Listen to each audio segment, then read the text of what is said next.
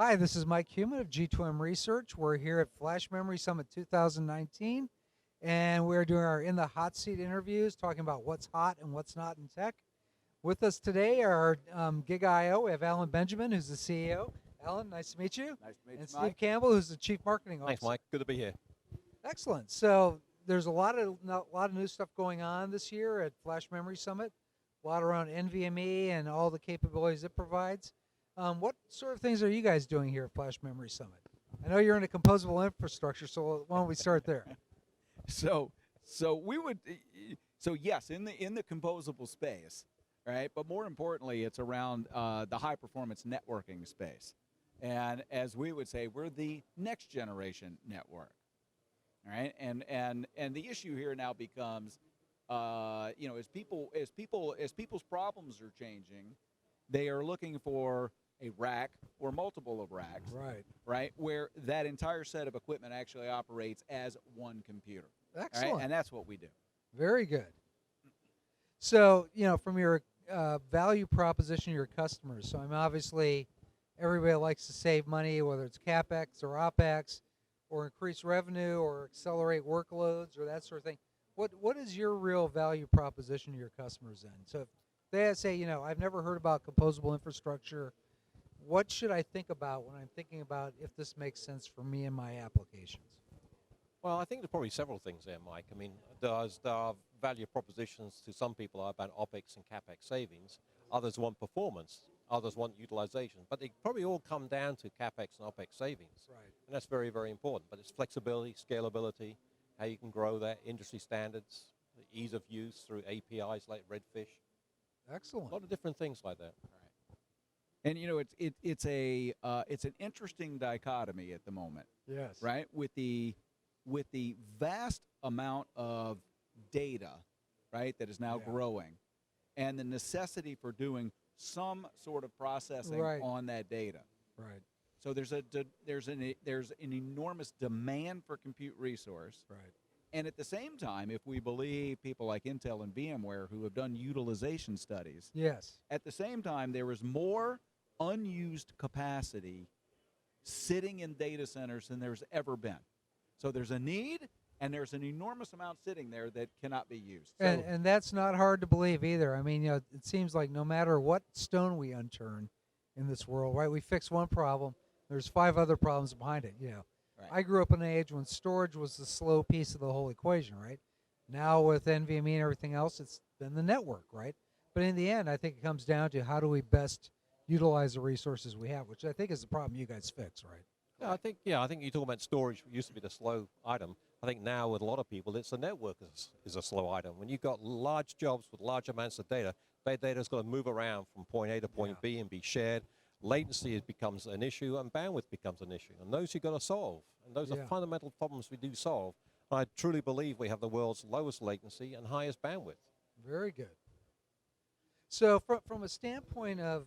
So to answer back to that question, by the way, is go for it. If you can do that, and when we first started, we were really thinking that this was all a performance play. Right? That we could help people solve their genomic analysis or, their weather forecasting faster. Speed up the workloads. Now, I would like to say that we found the other market, but the reality is they found us, right? The disaggregation crowd.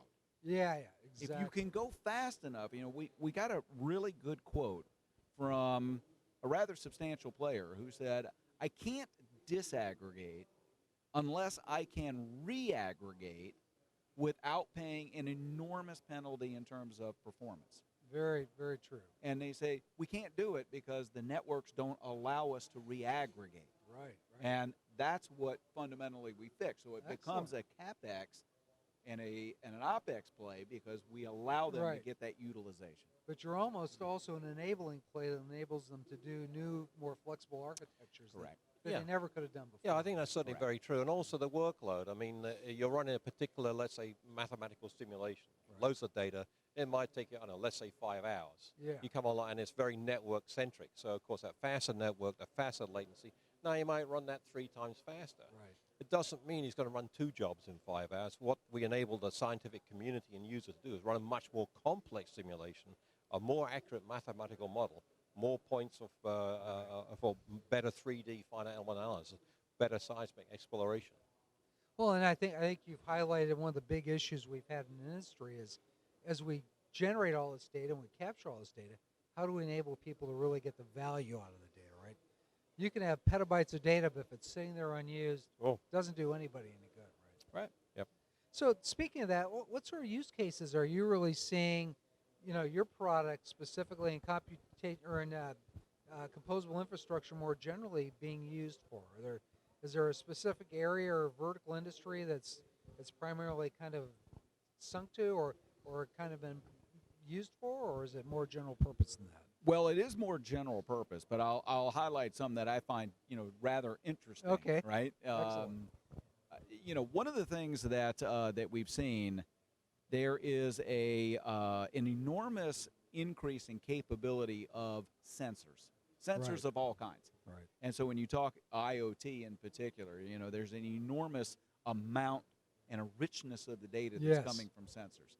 And some of the industrial companies are doing some really innovative work now in terms of incorporating and wanting to make fine-tuning to their production processes Okay. or to exploration processes right on the fly.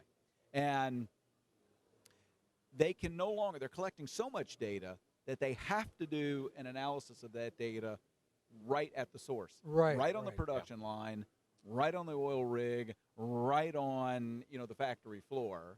And they need but at the same time, they don't get a enormous physical space. Right. Exactly. And so they need a very computationally dense cluster.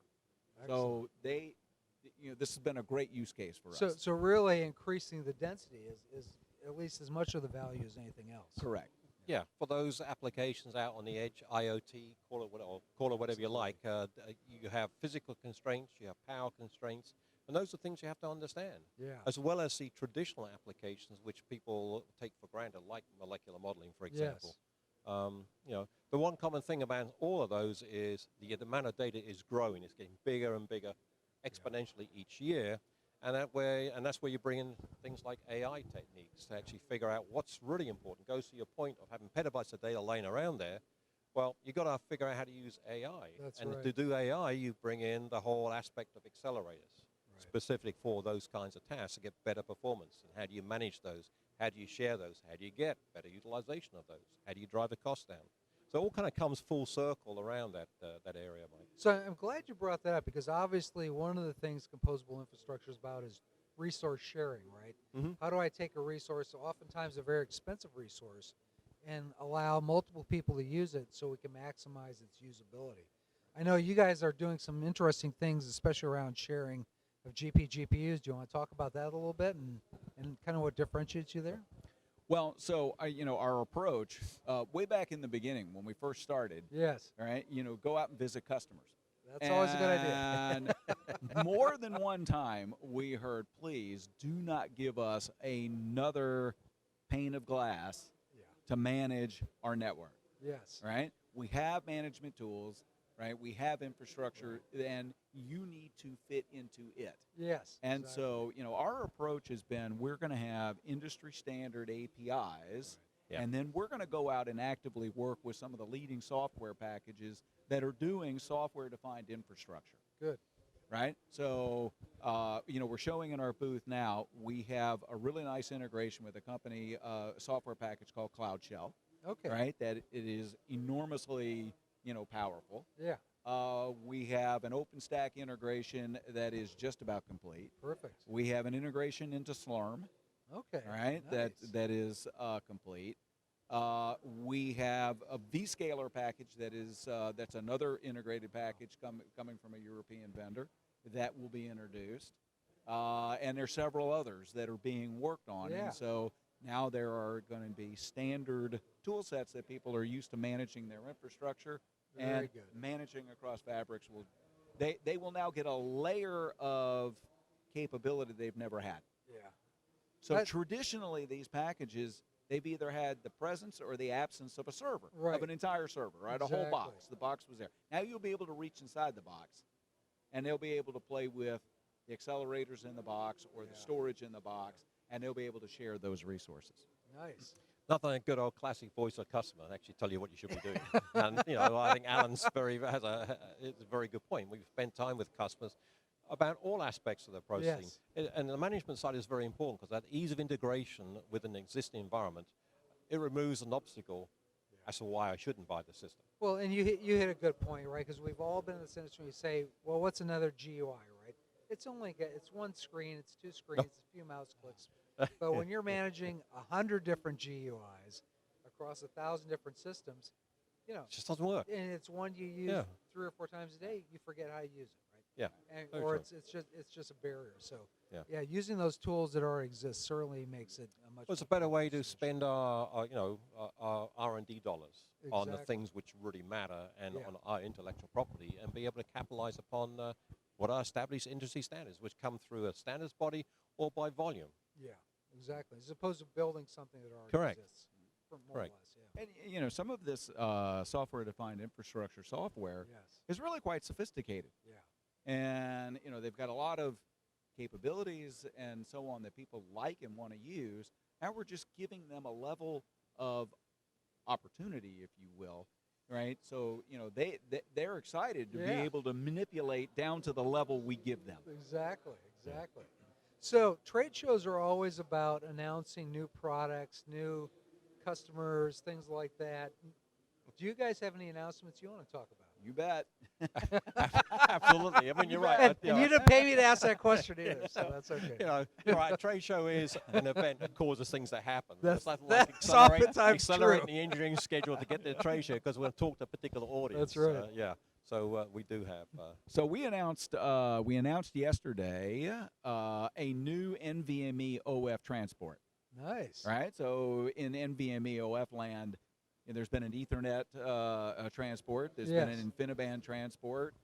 There's a fiber channel. Sure, Right. absolutely. There's a Rocky. Now Yep. there's a PCI Express transport. Interesting. Right. So Interesting. and it turns out NVMe was designed to run on PCI. Absolutely. And when you run NVMe OF over PCI as the complete network, Yeah. it's remarkable how performant it can be. Very much cool. so.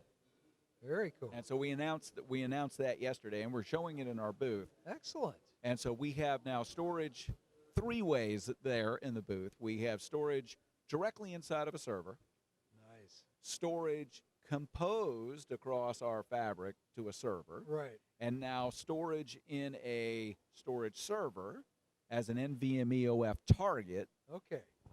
accessed from an NVMe OF host, and in all 3 of those scenarios, the performance is identical. So any flavor of storage you want, we're not going to tell you what your flavor should be. Yeah. Correct. Yeah. Largely speaking, the industry has been used to, the truism in the industry has been, if you wanted to share storage, you networked it, and if you went to network it, you were going to lose Slow things performance. down. That's right. That's Yep. right. And that's no longer the Some case. people said back in the old days, they said, okay, I'll pay that penalty to simplify management Correct. and data sharing, but now you Correct. don't have to do that. Now you That's don't have to great. pay the penalty. That's excellent. Yeah, you're going to get direct attached storage performance on a shared Very capability nice. the Very first good. time.